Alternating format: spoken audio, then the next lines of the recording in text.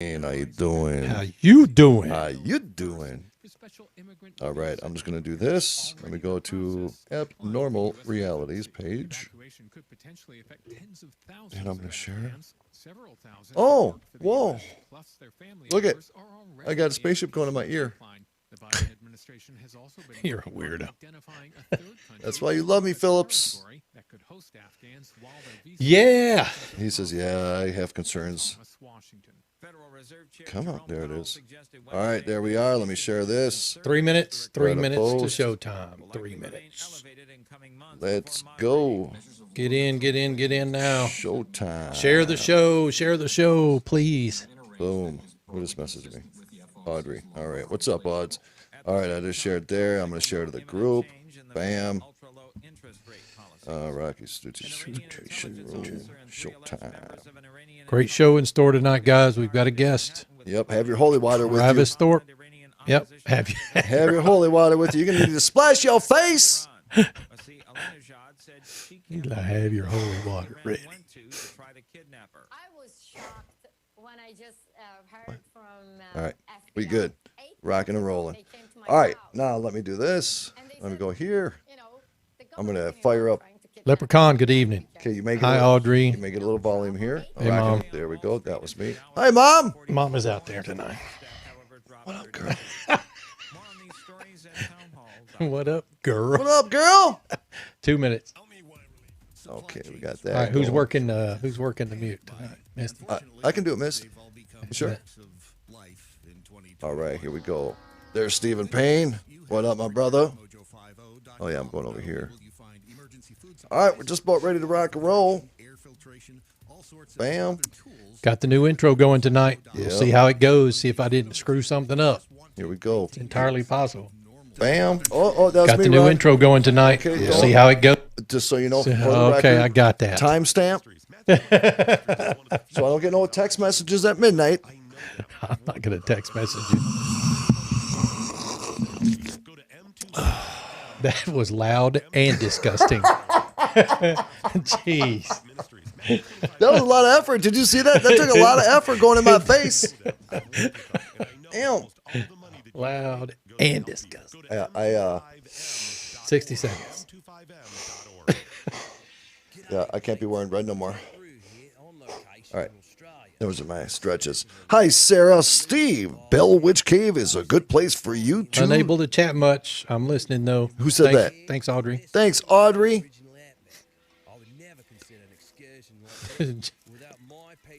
All right. Tell Tell Travis. Trav- Go yeah. ahead. Tell Travis his future third wife sends her love. What? Andrew! Bro!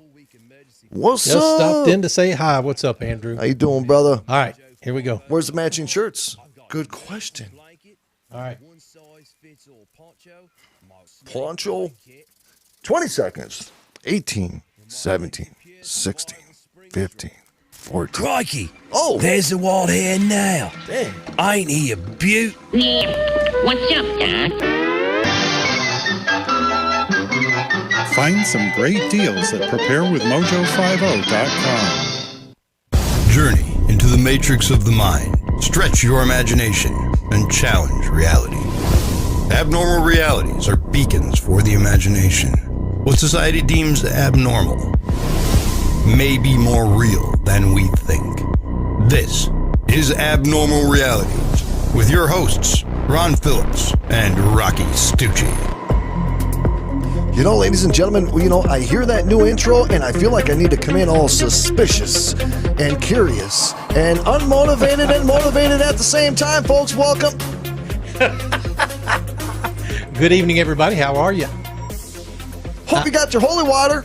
Yeah, you're going to need it tonight, Yep, guys. I'm going to need it. As a matter Holy of fact, water. As a matter of fact, a little bit of my I'm coffee. drinking mine right now.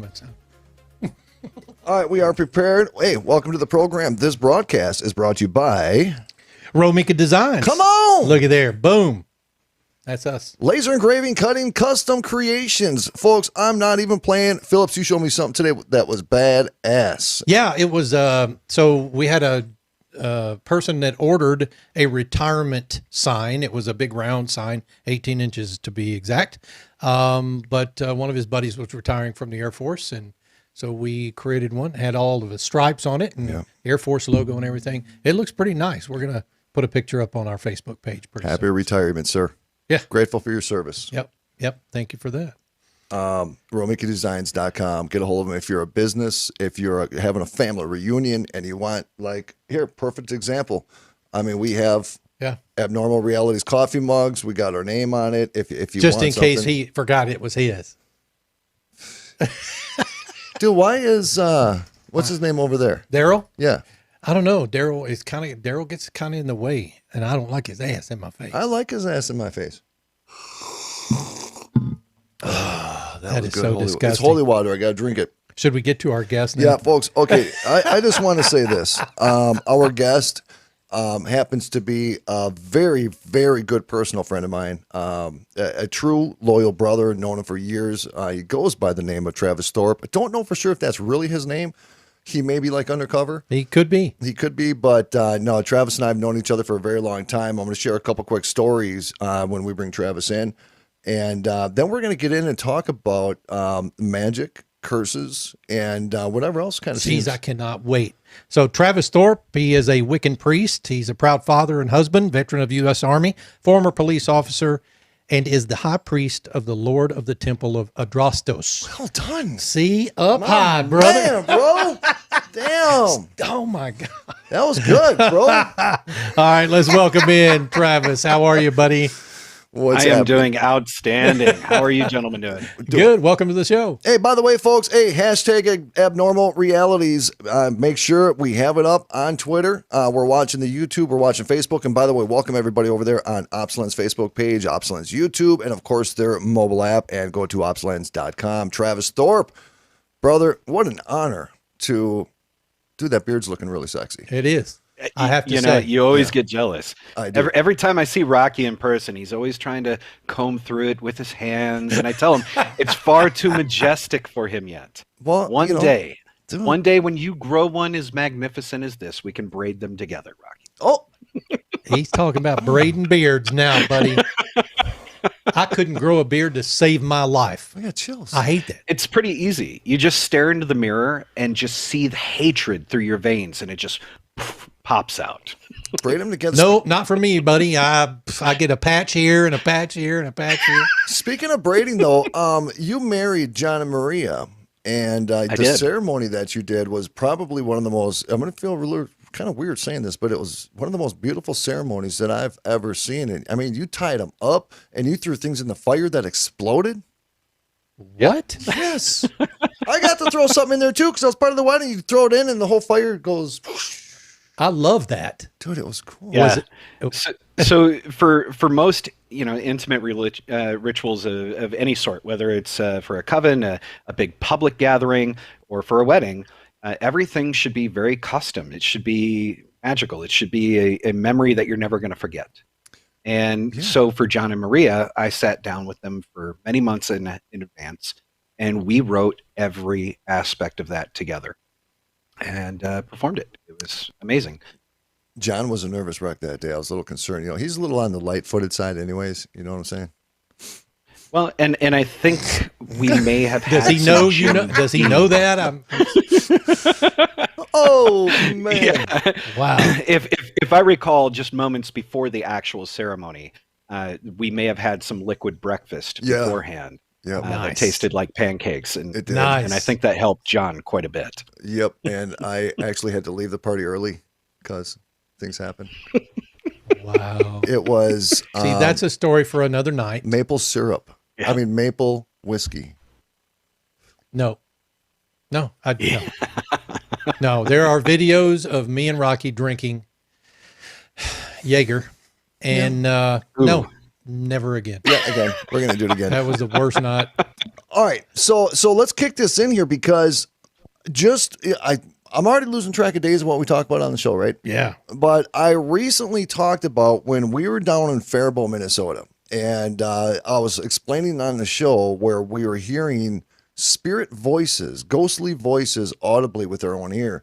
And we were honored to have Travis come along with us. But when Travis came along with us, the energy was different than it was the first time when we were hearing the voices. Really? And it was. Something was different. Something was different. And Was it because Travis was there? It could have been, actually, because they knew he was going to whip some ass. I'm just saying. That's what I'm talking about. But I want to know how he whooped ass. So Travis had us follow a hawk. Do you remember that, Travis? Yes. There was a hawk flying over us, and he said, follow the hawk. We followed the hawk, and it took us to that building I showed you. And Travis, take it from there. Yeah. So upon entry, when we got into the I guess you could say a concrete structure, there was a bunch of rubble in there and a lot of remnants of what looks to be some teenagers attempting some esoteric art of some pseudo-satanic rituals in there. This, I believe, is what created the bad magical hygiene and created a negative entity and negative feeling within that area. My firm belief was that there was a female human spirit that was essentially being held captive by whatever this group did there previously. And that's where we were having some issues. Yep. Female held captive, and we rescued shit. Interesting. All right. So you felt very uncomfortable with the situation, as we all did, but you had a bigger and a better, more accurate feel on it. I'm just the type of guy where I could just say something just don't feel right. It just feels wrong, right? So you wanted to conduct something, and I want you to kind of explain what we did. I want you to explain why we didn't record it or go live with this footage. And I also want to add, and I may throw in when you're done explaining what you did, I ran the spirit box through this process. And what we got through the spirit box was pretty wild. But what was really cool, Travis, was it validated everything you were doing. Check this out, bro. All right, go ahead. So I went in there essentially, cross relaying between a couple of different rituals, one within our tradition of Triskelion Wicca, and the other that was known as the Lesser Banishing Ritual, the Pentagram of King Solomon. And so kind of going between two different traditions, but yet it's what was correct for the moment. Okay. I told them not to record and not to videotape any of it because I didn't want them to use it on any websites or to put that information out there for two reasons. Firstly, I don't want a bunch of Barnes and Noble witches that, read a book on metaphysics and the healing power of crystals, trying to duplicate something that takes about 2 decades to learn correctly. Right?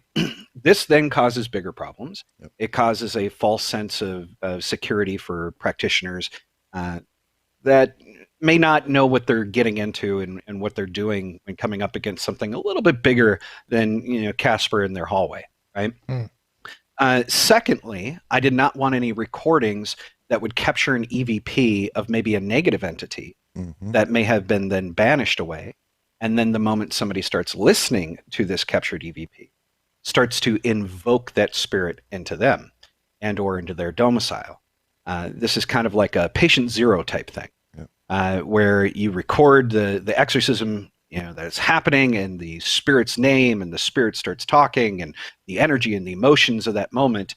And somebody starts listening to it and they become very empathetic and they embody all that emotions and the energy of that moment. And they summon that spirit. And now from wherever he was, now he's there in their home.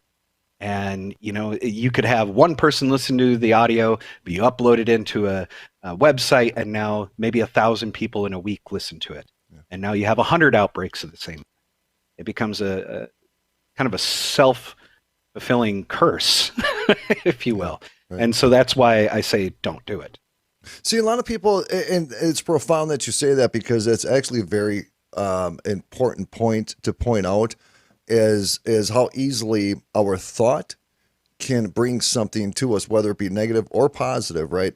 But when is that called manifesting? Is that what it does? Is your thought manifest something that you don't 100%. Want to? Yeah. Yeah. So, and essentially the way magic works is you get your conscious mind and your subconscious mind to work in tandem. Okay. And when they start operating on the exact same wavelength, and you start really focusing your willpower, your focus and intention through your conscious and subconscious mind, you manifest and you make it work. And so if you got somebody that's, prone to reading a book, and they can really dive into the story and they feel like they're in a movie, and they can really see and feel everything that's going on with the character in that novel, even though it's just words on a book. That's the same kind of person that is incredibly prone to end up getting possessed by listening to a recording like that and or invoking that spirit into their home. Oh, interesting.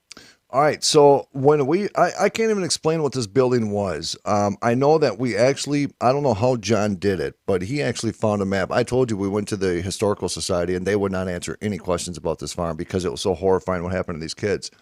But John actually had a layout. Is that the same place where the basketball court was? Yes, yep. Could that have been like a former storage building or former something bathroom for even? Cattle? It was for cattle. Oh, it was a house like that. And I remember John knew what it was, but I just can't remember what it was. But I do recall what it was. And so there was two structures that were still remaining on the property. One was a stable, and the other one where we had that issue with the female spirit, that was a munitions depot. And so like the background in my military, how many times I've been to an AHA, it is absolutely a munitions depot. All right, so you went in, and dude, I'm going to tell you something. When you went in there, so when you watch TV, you watch people walk around the house and they say, "Be gone, you dumbass." You know what I mean? This was not like that. I mean, dude, you were being guttural. I mean, dude, you felt what Travis was doing. It kind of freaked me out a little bit. Yeah. I got a little scared, but I didn't admit it at the time. You know what I'm saying? Because I'm a warrior, Okay. But you went in, and I started the spirit box. And so what exactly was your purpose of what you were doing when you went in there? Because you went to every corner, you turned every direction, and you were doing these chants, very like boom in your face type of chants. What exactly were you doing atmospherically and spiritually? So it looks really silly to an outside observer, right? You had mentioned how like you watch something on TV and they're sprinkling holy water and they're like, "Be gone, be gone." That does work. If you have enough willpower, focus, and intention, and you're very visual with your imagination. It works in the same manner. The very first part is setting up the sacred space. So when you're talking about going from corner to corner all the way around, you're setting the parameters. You're defining the area as sacred space. So now you're going to start drawing in divine energies. You're going to start connecting with the heartbeat and rhythm of the earth. You're going to open yourself up to the gods and bring in all of that energy. And so to an outside observer, I just look like a strange bearded man waving my hands around and saying old dead words that they don't understand. So you look like a Lbrp in the middle of a park waiting to go play Lord of the Rings or some shit, right? But in reality, what you are doing is you are transmuting the energy of the area around you. You are removing yourself from a time that was a time, a place that was a place. You elevate yourself from the mundane through the astral, from the astral into the etheric, and then from the etheric into the realms of the gods. And then from there, you start opening up each of these quarters, as we would call, or these or sections of your defined sacred space, therefore identifying the different elements, such as earth, air, fire, water, drawing in their primal forces, letting it go out, ebbing and flowing, coming back. And then, so once you've developed that sacred space, that power source, then from there we move into the Lbrp, which is what you were so impressed about. The Lbrp is all Hebrew. And so it's not necessarily like a very guttural thing. It comes out guttural in the way that I intone it. So intonations are very important because we realize that energy travels along different wavelengths. So does your voice. Okay. And so when you would sing, right, and the angels would sing the praises of God, right, in the same manner, your voice has a different inflection and a different energy that is carried throughout it. So when doing the beginning intonations, and so that not to scare your listeners here, the beginning of the Lbrp is nothing more than a prayer in Hebrew that is saying, Our Father, who is the most powerful and glory and ineffable be thy name within the universe. Amen. But it would sound like this. Ata Melku Begabura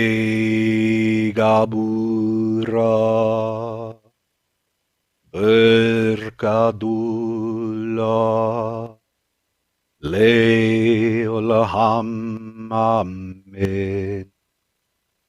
Just like that. That kind of turned me on a little bit. I'm mesmerized. Holy crap.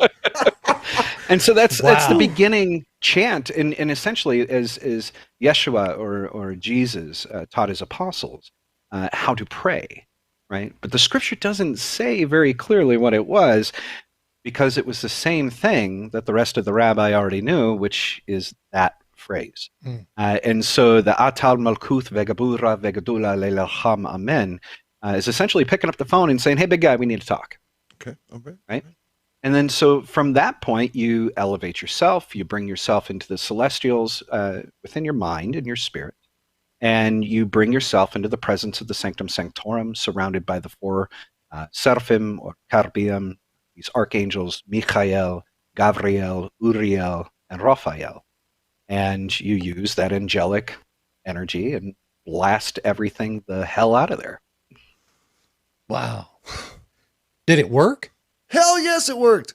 All Okay. right. So this is the part where I can validate that. When I had that spirit box going, we were tripping because we were getting. I don't know how to really. It was like you flushed something down the toilet of like a very bad, angry entity. Because when you were doing.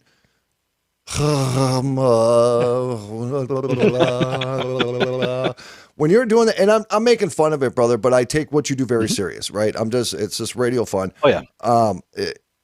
Dude, we were getting screams On the EVP, on the spirit box? We were hearing it real time. And I look over at Scotty, I'm like, whatever he's doing, it is doing something. There is something that is running, scared shitless of what he was doing. Now, And Travis, when you're doing this in the process, can you tell that something's happening, or can you tell that the spirit had left, that kind of thing? What are you getting back? Yes, and not so much in the middle of like incantation, right? So in the middle of announcing the words, yes, you're feeling a lot. You're feeling a lot of power and energy surging through you. You're feeling things shift around you. You're feeling things coming in that you're calling in. That is usually so much stronger than the weak spirit that's in the room. Gotcha. Or, their fear. And so your concentration is much more on the things that you're bringing in or calling in, or the energy work that you're flowing through your body, than on what's going on with the particular spirit. However, once the incantation is done, once the ritual is performed, and then all of a sudden you're like, everything seems calm. It seems cool. And has it ever all of a been sudden not calm or cool? No. No. I've been doing this. Yeah, I've been doing this for a very long time, and I've never had an issue where it's not where you couldn't get rid of the spirit you were trying to get rid of. Correct. Gotcha. Yeah. How did you know to follow the hawk? So it kind of goes back into law enforcement and military, right? They always tell you, trust your gut, trust your instincts, right? If you think that's an IED on the road, don't drive over it. Don't drive next to it. Right? Probably a good plan. If a bunch of kids in the village just disappeared, but they're usually out and about, you're probably going to get ambushed, right? So, trust your gut, trust your instinct. And so a lot of things within magic and the occult is trusting your intuition. You don't listen to it like it's a dictator, and that's where a lot of practitioners get themselves in trouble. But you listen, right? And so when we're looking for guidance and I open myself up and I look up and there's this hawk and it's hovering around over us, and I felt this tether and this energy, and I said, follow the hawk. Yeah. And that's what got you to the building. Yeah, we were at a different building. We were at the original building where I used to get a whole bunch of EVPs. Mm-hmm. And Travis was there. Lisa was with us for that one. John was there. Scotty was there. I can't remember if there's anybody else with us. But we brought Lisa was a little freaked out because you brought, what did you bring? It was like a rock, or you brought something. Yeah, that's my current experiment. So one of the more particularly nasty exorcisms over the last, 4 or 5 years, somewhere around there. I had a client, and I don't divulge any of their names, nor will I here, but she had been tossed about 36 feet, broke about 6 ribs. It was pretty particularly nasty. Oh. And I walked in there. I had one other third-degree high priest with me as my second, and then the paranormal team that had contacted me. They're observing. And say probably wrapped it up in about 20 minutes, pulled this thing out of her pretty easily and put it in this 5-inch, block tourmaline point, and had it wrapped up in a piece of cloth and just sitting in the back of my truck. And now what I'm doing what was it, a rock? What was it? Just a crystal. Okay. Yeah, a a crystal, piece of okay. black tourmaline. Yep. Okay, tourmaline. And you could put it in a rock, you could put it in a statue, plenty of things. You're limited by your imagination. Okay? And so the experiment that I'm running on it, and this is something that I've been asking around in my community, and I have not found a single person that has done this yet. So I don't throw the D word around, such as demon, very often. I am very skeptical of most people that use that word. Amen. I don't think they really understand what it is. But this one I would definitely classify as a demon. And so my thought process was, if the accepted reality of the black tourmaline is that it would take negative energy out of your body and then transmute it into a workable positive energy that you could then use as a battery source, I thought, well, why not take this demon into a piece of black tourmaline and throw it in a Faraday cage for a couple of years and just check on it and see if it changed it? Interesting. Wow. So, Travis, we're about to go into our break at the bottom of the hour here, folks, and we want Travis to hang around, sir. I hope you can, and we'll get back with you here on the next segment. Right. Rocky's already. That's coffee, dude. Oh my God. Oh, they're stressing me out, bro. Stop. Damn it. Jeez. Travis, I got to tell you now, folks. Hey, you know what? Travis Thorpe, brother of mine. Somebody mentioned in one of the chats, they're respecting what you have for pinnage. Yes. They're, Absolutely. Yep, they're recognizing it. So you got some brother and sisterhood going on here. Dude, that experience will sit with me forever because in the paranormal field, like you said, I'm not cutting on anybody, but there's certain people at different levels. And you are at the pinnacle, man. You have always been, your understanding, your knowledge, the way you do things, the way you conduct yourself, the level of respect that you get from both humans and spirit is something that I've never seen. And people really need to hear that. People need to understand that because the world is very real. It's just unfortunate. Just like in politics, there's people that destroy good intent. You know what I'm saying?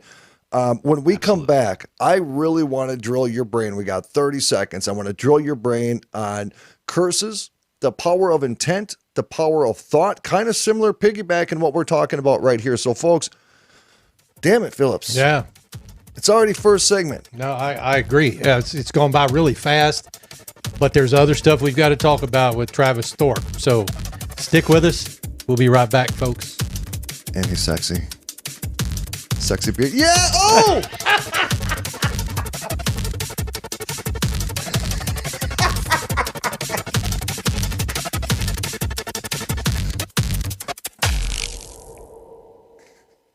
Coming Tokyo. Adjust your mojo. Yeah, I leaned right into that, bro. Yeah, you did. I leaned right into that. I got you that time. By the way, I don't know what's going on over on Twitter. Apparently, our account is now restricted for whatever reason. That's right. And we didn't even post there yet. Yeah, we haven't even posted anything yet. What do we got, like 4 followers? Maybe. Damn. So I can't log in on my phone yet. So after the show, I'll try to go. Quick shout out. Hey, Roger Rabbit, how's everybody doing? Teresa, Mary Louise, how you doing? Megan Prosla 6, thank you for the notification there. Lucky Beaver, unusual activity, ? It's the real Rocky and his overtouching of real Ron Phillips. Yeah. Let me like that. How you doing? What's you doing? Pure Love Ascension. What up, girl? Oh, yeah. I feel sorry Misty has to put up with me every day, but she loves it. She does. Her and Ron both are like, dude, something's wrong with you. Darla Hines says, get a room. Over. We're in one. And it's very private. All right? Look, it's dark. And I got a spaceship going in my ear. We can't change this now because this is the thing. It's like a giant UFO Q-tip. It's going in my ear hole. It's going in my ear hole. All right, let's check out Facebook I'm really using quick. that. Everybody, We're coming right into your ear hole. We are coming right into your ear hole. Everybody at OpsLens, how you guys doing? OpsLens mobile app, OpsLens.com, OpsLens Facebook page. Not your typical OpsLens show, but guess Not what? at all. We're here. But we're here. Yes. Thank you for watching. Stretch the imagination. 20 seconds. What up, Audrey? Teresa over there on Facebook. Hey, Fury, what's happening, brother? Darla Hines, how you doing? There's Scott Livingston, you sexy mofo. Come on, let's do this. Radio. Battle for freedom.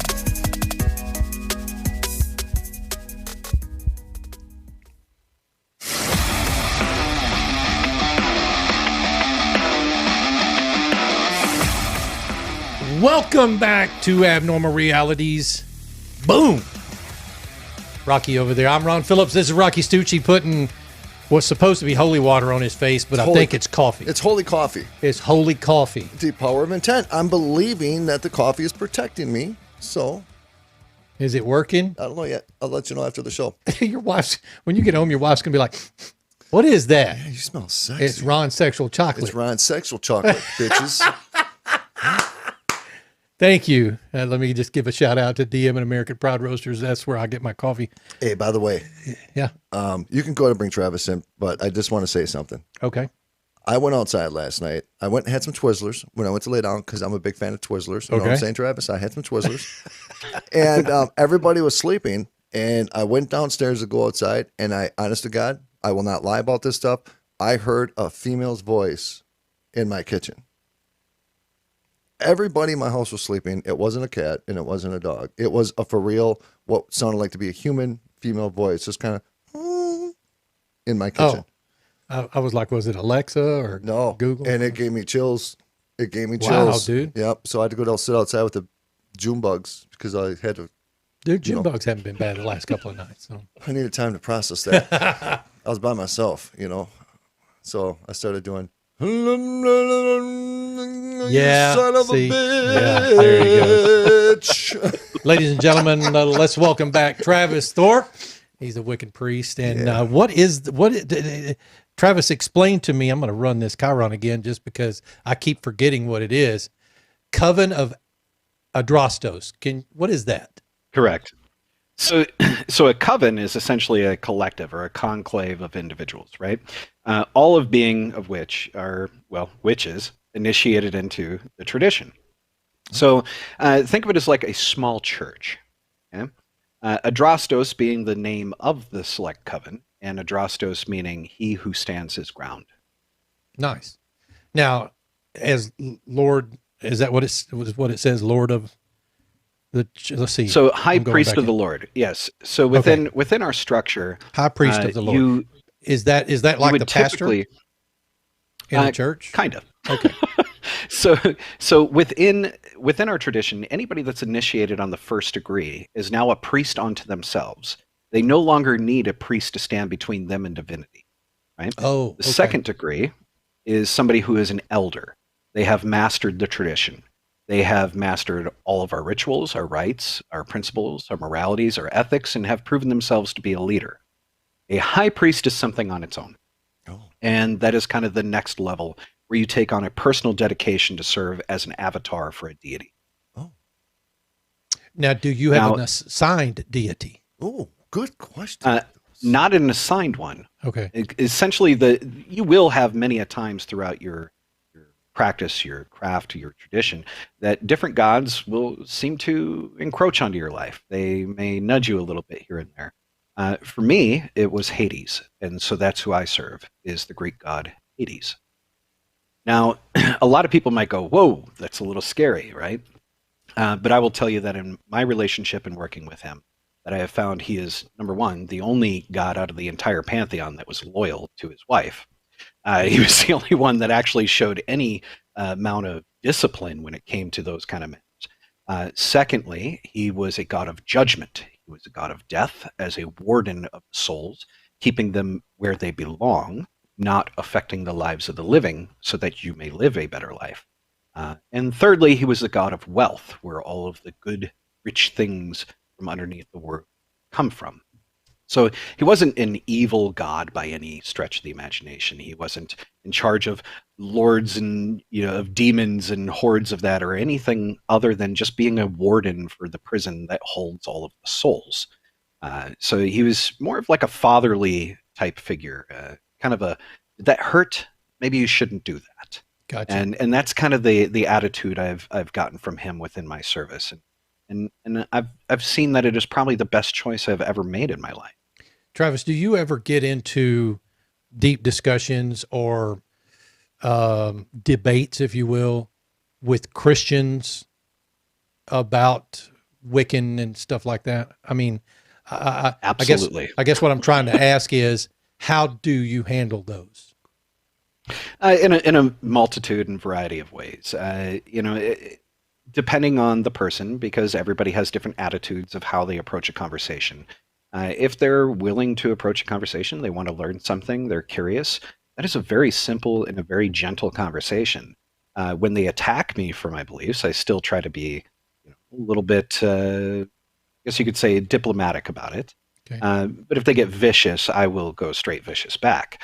Now, my guess is they don't want you going straight vicious back. I'm just saying out loud. I just pretty good assumption. Probably. Assumption. Yeah. The same. I would say that probably the most useful passage within Scripture was written by King David, who was the first king of Israel, bringing the tribes together, and the father of King Solomon, who was dubbed the wisest man by the divine Yod-Heh-Vav-Heh. So David wrote a passage called Psalms 82:1. And in Psalms 82:1, depending on your translation scripture, it reads, and a god came to the council of gods and said, I am a god, as you are all gods. It also says that, and God ascended into the divine assembly where he judges amongst the other gods. But if you go back to the original text in the original canon, Torah, it was known as a Psalms to El-Seth. And it reads as this, and El-Chaim came to the council of El-Chaim and said, I am El-Chaim as you are El-Chaim, and together we are all Yod-Heh-Vav-Heh.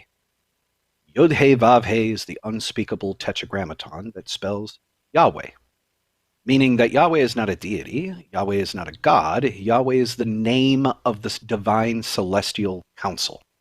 So when it says that a god came to the council of gods and said, I am a god as you are all gods, and together we are all Yahweh.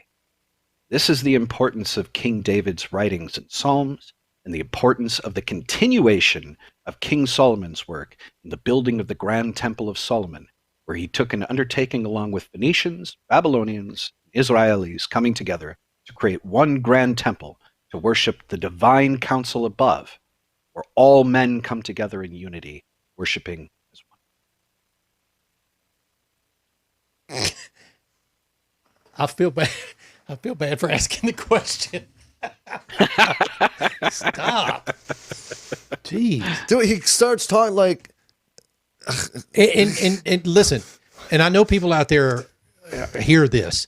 You have a certain tone and cadence when you speak. Yep. That is very real. It's very real, and it draws people in. Is that something that you've practiced over the years, in how you do that, or when you're doing your incantations, is that something that's necessary? I wouldn't say it's necessarily something that's practice, more so than just it becomes through your practice of daily use. Yeah. Through my experience in law enforcement, and interrogating and interviewing and de-escalating situations, or even escalating and getting in their face, and depending on the situation, through some of the behavioral detection work that I've done in the past, and as a priest, and learning to lecture and to mentor and to teach, you do start to learn how to really approach people's minds, their souls, just through practice of doing it as a daily discipline, not necessarily through going through some kind of curriculum, right, or sitting in front of a mirror to do that, but just through the daily workings of being who you are. Are you doing like some kind of magic or hypnosis right now? Because I'm a little turned on, and I don't know where that's coming from. Rocky, that's every time you're around me. Let's be real. Stop, dude. Damn it. Shit. It's like you're attracted to my left breast. I don't That's the understand closest why. one to me, and I got short arms. All right. Serious question now. Let's get into curses really quick. We got about 19 minutes, and I'm going to need about 8 more hours with you. Yeah. So plan on coming back on real soon. Could your thought? So let's get into curses really quick. I remember one time somebody. There was something wrong with me. Now I'm going back years ago when I first got involved in the paranormal. And it was different. It was nothing. It wasn't psychological. It was just something was off. You know what I'm talking about. I just can't explain what was going on with me emotionally. Can somebody have so much hate and jealousy or despise towards another person that they could subliminally, say it for me? Subliminally? Curse, like their hatred, could they subconsciously put like a psychic hook on another person? Yes, and so there's a lot of levels here to dissect, and 19 minutes definitely won't cover that. So I'm going to do this as quick as I can here. First thing to take into account is that 99.9% of every psychic attack and curse that's out there is self-inflicted. It's not coming from somebody else. Mm-hmm. It's almost all the time coming from you. Okay? So let's just say that somebody at work gave you the evil eye, right? They squinted at you. Oh, yeah. Right? You know, that was an old curse. Same with spitting on the ground before somebody was coming their way. Usually what that was building up an intention within their mind, raising their energies, and then taking an action, right? And so that was a spell cast and a curse, right? Now, the thing is, though, that a lot of it is just psychological. This is the entire art of voodoo, okay? When they would use what's known as a fetish, right? So when one would take a voodoo doll, right? The mystery of the voodoo doll is a lot like the G-men of the FBI, right? You know, everybody always thinks that there's 5,000 feds working in this building and around every bush and around every corner until you start working with them and you realize there's 15 guys in one fucking building for a whole region, right? Wow. And it kind of loses its mystery, right? Now, like with voodoo, you know, everybody's scared of the voodoo doll and, you know, oh, there's a curse or they sent a fetish to me, right? That's the curse itself. Yep. Is your innate fear of it. That's right. And so they don't need to do anything to it. They don't need to do any just spell make you work, scared. any energy work to it. Just make you scared. And so they just send you the damn package. You open it up, and all of a sudden you see it, and you go, oh, "This has got to be that crazy person from work that's into that Haitian voodoo stuff." And oh, this has got to be it. And then all of a sudden, everything starts snowballing. Simple things like you forgot your watch, you know, when you were going to work. So that you must become be because of the become curse. aware at that point of everything. Yeah. And it starts snowballing more and more and more. So when you think of somebody like a voodoo priest, they're going through, they're using the chicken feet, they're using blood, they're using human hair, or whatever they use through their process. So it's not so much the objects. Correct me if I'm wrong. It's not so much the objects they're using, it's the intent of the actions of what they're doing. Is that correct? Yeah, and it can be. So, like, again, this is multifaceted, right? Yep. So the first part is recognizing that 99.9% of them are all self-inflicted, and it's just your fear, right? You're continuing on with this narrative in your mind that you must be doomed and cursed, and therefore you keep broadcasting out to the universe, punish me, I'm cursed. That's right. And the universe listens, and it starts punishing you, and until you break that cycle and go, oh, yeah, never mind, that was silly, then it's not going to stop, right? The second course of action, which you're talking about, is a direct attack, right? And direct attacks do happen. Mm-hmm. I have even sent those out. Oh, really, bro? But it's absolutely. Yeah, you may have helped me one or twice. You know, you may have. Yeah, and we're being very real and very frank on your show, right? Absolutely. And so I want to make sure that we put things out correctly. Yep, absolutely. It's like people that cringe at the word gun, right? And they're like, "Oh my God, firearms!" And other people are like, "It's a tool," right? If you're within good moral standing, a good moral compass, you have ethics on your side, and you're doing things in the right manner, you're using the tool in an appropriate way when the time is right. Mm-hmm. Right. You're not doing it because you're throwing a fit because you didn't get your way or that person cut you off in a parking lot. You're doing it because somebody raped your sister and got away with it in the judicial system. Or you're right? in, you know, like, yeah, somebody's coming after you. Right. You're trying to defend yourself. I get that. Yeah. Exactly. And so it's a tool just like a firearm would be, right? But the thing to take into account on that is when you are manifesting an onslaught and a psychic attack on another individual, it takes an incredible amount of energy, and especially to sustain it. Right. Okay. And so a sustained attack on another person is incredibly draining. So there's very few of those attacks because of that. The third and most scary of all of them is a divine curse. And divine curses is something you want to be really, really, really careful of. The divine curse, a practitioner would essentially petition themselves to a deity and putting themselves on the chopping block first and saying, judge me for my actions. Judge me. If I am wrong in this, then smite me and ruin my world. And you put yourself up there first. And if the deity accepts your petition and deems you to be right in that situation, well, then a god becomes involved. And that's a really tough one to break. Wow. I would never want to have, I mean, look, do you tell the person that? Do you go so far as to tell them that a deity is involved? I mean, because even that. Normally, if they won't even know. If you got to a point where you're throwing a divine curse, talking's done. So that's a good point. Right. Wow. So a deity would not get involved though, unless I don't want to use the word honorable, because you're saying if I'm wrong in my intention, punish me. So you're saying that your intent has to be legitimate. Correct. 100%. Oh, wow. See, I would question that. I'd be like, dude, is this the right thing to do? I don't know if it's the right thing to do. Well, I started to say, yet at the same time, that makes you it have to make safety. a decision. That is a specific decision. This happened to me. This person's doing this to me, or this person needs this. I'm willing to put my life on the line to make sure I'm correct in what the decision is I'm about to make. Correct. Wow. That's deep. I know a guy. I know a guy. He was a little freaked out. I won't mention any names, Scotty. That he believed he was cursed, and he did a lot of different practices to combat that. He was carving candles. He was doing a bunch of different things. Now, let me ask you this: whether somebody has a curse on them or not, and they go through actions such as what he was doing, he was carving, I think, intent into the candle, and then he was doing stuff with ashes.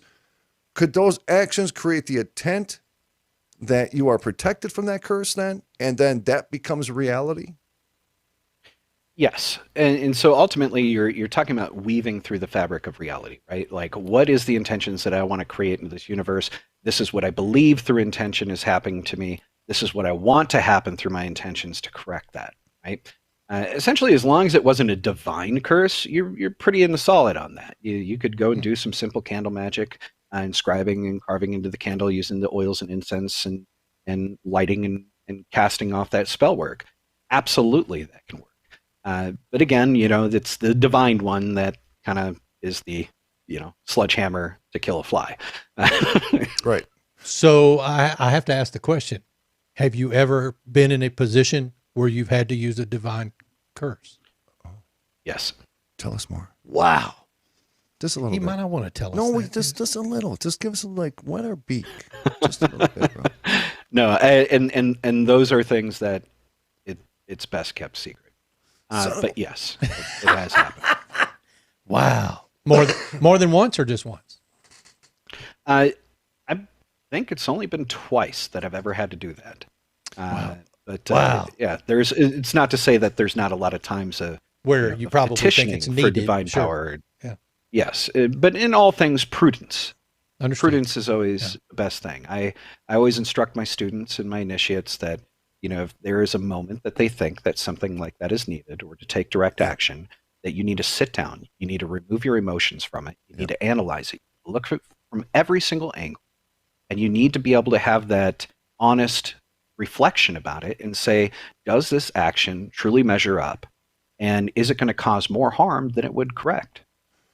Well, Teresa right here, Teresa said, if the thoughts and intent are to harm, it's not coming from the divine. I think that's pretty much what you were saying. And that's why you say, if I'm wrong in my intent, then do it to me, right? Is that? Not necessarily. And I would actually full-heartedly agree with her on that. Okay. You can't name one story of any god in any religion ever in the history of the world that didn't smite. Yeah. That didn't curse, that didn't kill. Not one. Interesting. That's it. Full stop. I can't think of any. I'm pretty divine myself, but I've done some bad shit. Think of any you know what I'm saying? Travis, can you briefly explain what an initiate is and what does that entail? Is this someone who wants to become Wiccan and get into that? Well, that's somebody that just wants to, right? An initiate is somebody that's been through the actual initiation ritual. And so it's a full-blown ritual that you've got to go through. Oh, yes. Okay. All right. Yes. And in my tradition, in what we do with our students, they might typically show up at 6:30 at night. We might not be done until 1 o'clock in the morning. Oh. It's a very long process. It's a very long ritual. But essentially, it's the same in almost every mystery school and tradition throughout, most of our modern history of the last 3,000 years. Mystery school traditions have one thing in common for initiation. You're dead and you're reborn. Oh. That is the common theme. So there is a sense of killing off one's ego, who you used to be. And that person who you used to be was unworthy of these things. You were unworthy of the work. But now, through the slaying of your ego and through showing you these mysteries in the realm of death, you will be resurrected and reborn in service as this new being, this new you, taking this new path in service to something greater than you to make this world a better place through your actions. A lot of people go through that journey in life, don't even realize that it's a divine journey. Like when you talk about ego, when I look at my past compared to where I'm at now, that's similar to a physical journey in life, right?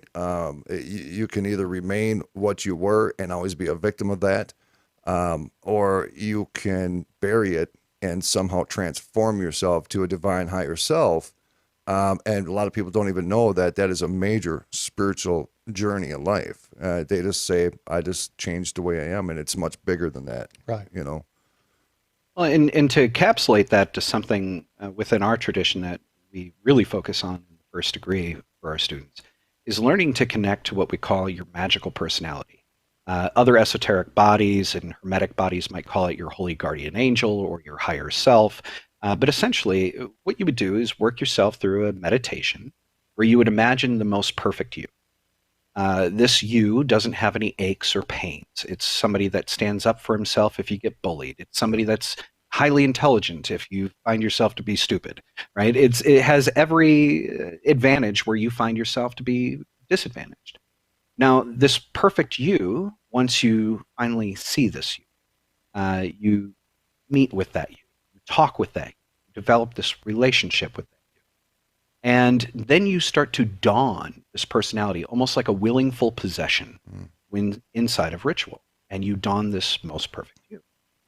As you start to master that, slowly and surely, you will become that entity within ritual space and within your mundane life. But the work doesn't stop there. Now what's the best version of that person? And you keep progressing, keep learning. You keep trying to perfect yourself, making yourself a kinder, gentler, better person, knowledgeable, strict, whatever it is that you need where you're having these deficiencies in your life, and creating the most perfect you. So as you were saying, when you go through these transitions and you start finding yourself becoming a better person and making these strives, that is literally the work. And this is what we would call shadow work. It's diving deep into oneself and saying, what deficiencies do I have within myself that I can then work on to become a better person so that I can affect this world in a better way? So everything that we covered here, and we're literally just scratching the surface, a lot of results that we have in our physical life all start right here. Yes. I agree with that. Yeah. Whether it be curses. I mean, if you get out of bed in the morning and you say, man, I'm just going to have a real crappy day because something happened early in the morning, you're going to have a crappy day. You basically manifested that. Right there. You hit it on the nose. That is, I learned that early in legitimately life. it. I remember when I was in junior high, I would get up in the morning and I would flip a coin, and that would tell me whether I was going to have a good day or a bad day. You flipped a coin for I that? did. Are you Holy serious? crap. So that was the dumbest thing I've ever done. Wow. I'm not even joking. So What? Yep. So for somebody like you, Ron, what I as a priest would tell you to do, since you already developed the habit of flipping the coin, I don't do it now. I don't do it now. Right. But because the habit is there, right? Yeah. And it was seated in the mind, then get yourself a weighted coin, right? So that it always flips onto that side. So that your brain thinks it has a chance, but no matter what, it's always ending up on the good side, so that you're preconditioning your brain to accept the reality that you want. Yeah. Wow. You really flipped a coin? I did. I'm not even joking. What? I would flip a coin. I'd get ready for school, and then I'd go in the bedroom, flip the coin on the bed. I was a dork, really. I was in school. I'm still kind of a dork. I know, me too. Give me some, bro. Boom. What? Oh, dude, we just hit him on the forehead at the same time. Did you see that? You all right, funny. bro? Yeah, I'm good. Travis, it has been wonderful having you. I know we could talk for hours. Yep. And at some point, we probably will over a good cigar. Man, we'd love to have you back on the show pretty soon. Rocky, we got 3 minutes. Yeah, I want to say this really quick. I'm me. I'm the meatball. Travis knows me, and I joke around and I say stupid things sometimes, probably when I shouldn't say stupid things. But I don't want anybody for 1 second to get the impression that I don't take these conversations extremely serious. I've always been like this with Travis. Me and Travis have talked for hours on the phone before. We have sat down in person and had amazing conversations. I just have that humor, right? So I don't want anybody to think, as we have these conversations tonight and as we have them in the future on this program with Travis, and I do meatball stuff, I don't want anybody to think for 1 second that I do not take this serious, because it has been my spiritual journey that has developed me to be where I am today. It's my spiritual beliefs and the power of intent and the universal powers.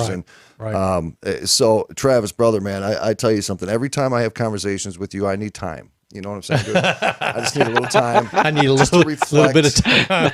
Just to reflect my shit, bro. You know Travis, thank you so much, brother. Hang on. We'll come back to you after the show is over. I appreciate you. And man, everybody's in the chat room is loving it. Travis, don't go anywhere, brother. Hold on one second. Stay with us. Everybody in the chat room is loving it. We have a lot of very spiritual friends, and part of the spiritual community is that everybody's spiritual journey is a little bit different. So I've had about 4 spiritual journeys in my life. What? Yeah, I'm not even joking. Just trying to figure out me and my path. Yep. And I think I constantly do that. I think you need to have a conversation with Travis. I probably do. I actually, Miss Misty, I had a beautiful spiritual journey when I sat on your frickin' bidet. You did? Dude, that touched my soul. It was like a summer breeze when you got up, wasn't it? I'm not even joking. It was, wasn't it? I felt fresh. Fresh, yep. Fresh. Thank you very much.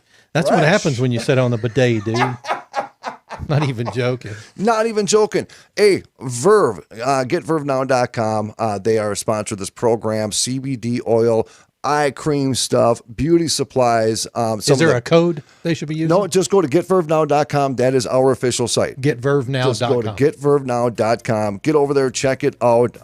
Tim Clunt is a huge supporter of this program, and he is a brother of ours. So getvervenow.com. And, of course, the official sponsor of the program, Romika Designs, romikadesigns.com. Get on over there and support them. Ron Phillips, take us home, brother. No, thanks, everybody. Appreciate you joining us. We'll have Travis back on in the future, because I'm sure there's a lot more that we can talk about. Dude, stop touching me. Thank you, everybody. Have a good night. Remember, romikadesigns.com and abnormalrealities.com. Love you guys. You guys have a good night.